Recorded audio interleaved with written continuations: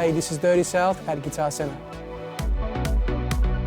But the way I got into EDM, or I would just say in music in general, was back in the days when I was just exploring producing and DJing at the same time.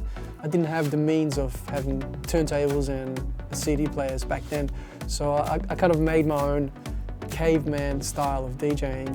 I had this old school cassette deck.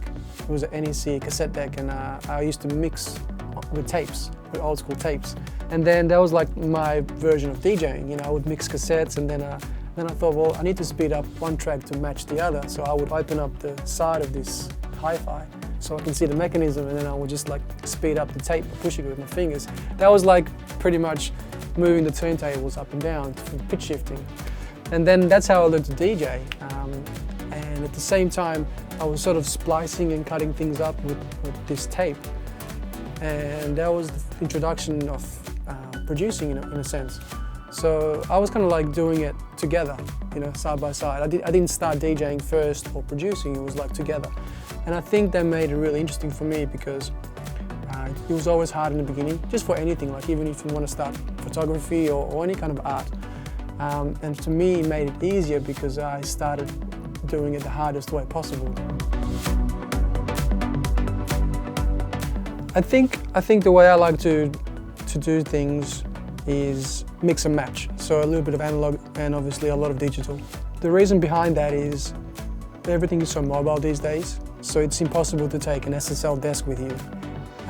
Because I like to work on the road as well and in the studio. And that's the beauty about having both.